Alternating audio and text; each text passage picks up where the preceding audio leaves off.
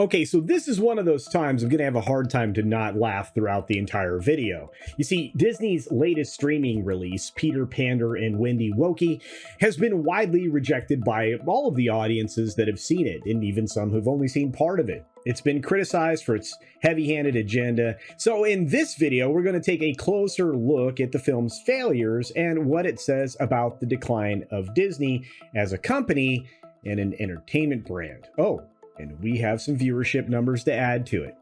Here we go.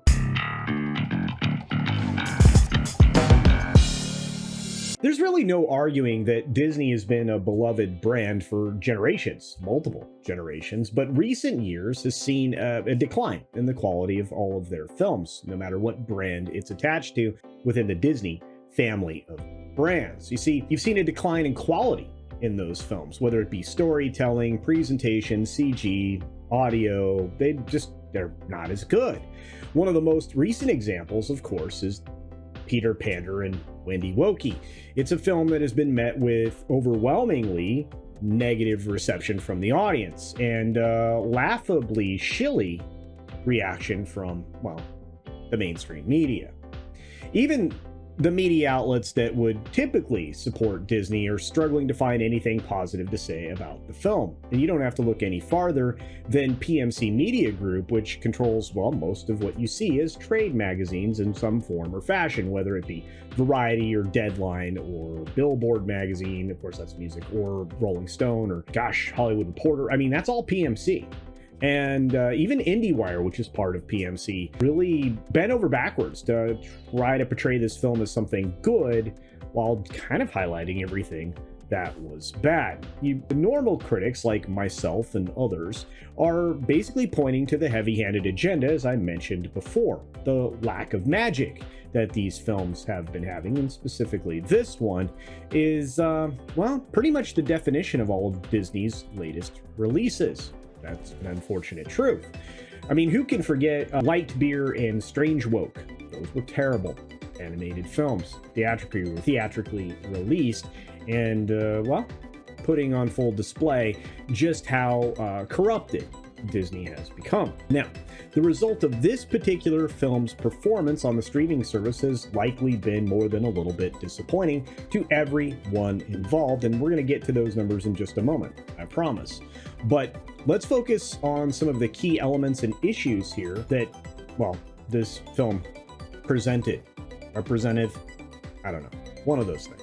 The film's forced changes to familiar characters is always going to be the place to start, specifically with Disney, who likes to do a lot of swapping of various things. The characterizations for those characters, even with the swaps, were off-putting from the very beginning for most audiences anyway, who even bothered to tune into this. And again, those numbers, they're going to be shocking. You see, Peter Pan's portrayal was particularly offensive to many, because it willfully did what all of these agenda-driven films do. It tears down the male to try and prop up the female, instead of giving them basically their own character arcs and their own agency, which is something they seem to struggle with all the time. And despite the film's flaws, Disney chose to put it onto their streaming service, Disney Minus. Now, this move was seen as a way to salvage the film's original ideation or its original vision or whatever, just to get it out there and maybe increase subscriptions to the struggling Disney Plus, because make no bones about it, Disney Plus has reached their struggle bus point in time. Disney's strategy additionally could have been to push Pander and Wendy to Disney Minus to avoid a complete box office failure, which would have come about. It would have been fun to tear this down from a theatrical point of view.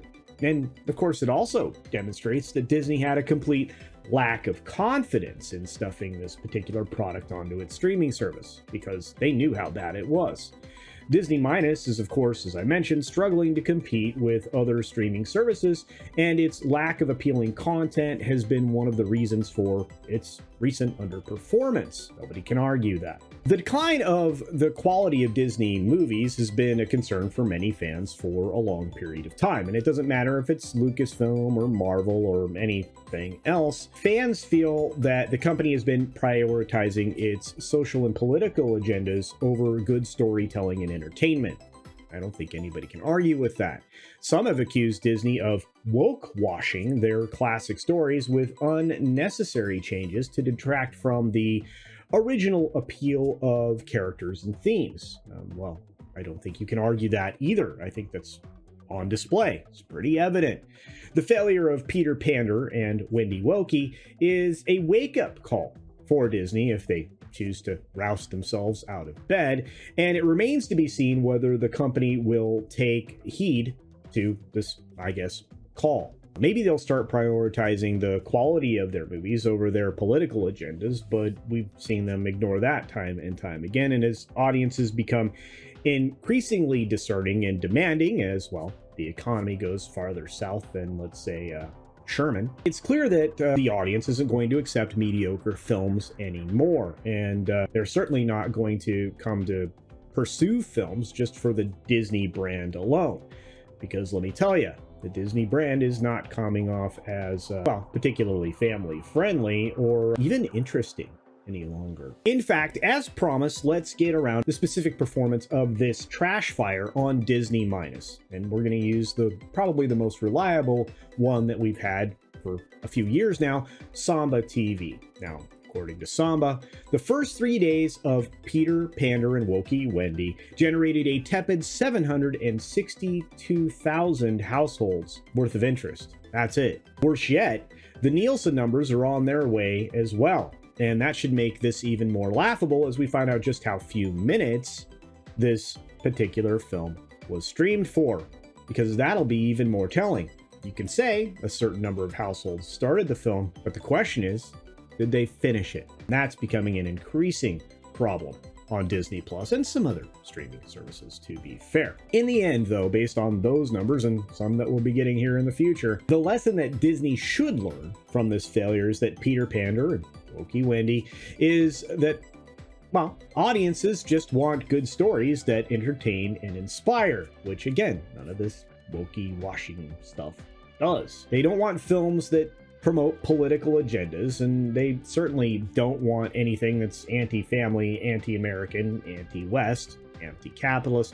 I think audiences are tired of that anti-messaging. I wonder if they'll get the message. Because it's up to Disney to decide whether they want to listen to their audience, which will get them back on the right track and give them an opportunity to earn some money, or they can continue down this path of mediocrity and decline. Decay, pick your adjective there. I'm sure you can guess that under Iger, they're going to opt for the rapid decline, and that'll be a real shame. Or maybe it's an opportunity for somebody else to come in and, well, take advantage of acquiring Disney.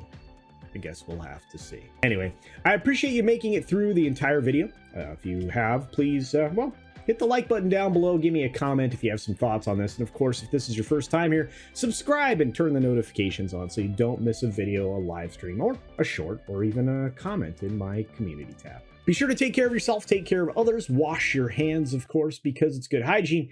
And until next time, bye. Today, be sure you're subscribed and hit that for alerts. Yay! Of course, like and share all of the videos that you can, as it helps with the algorithm. Have a great day.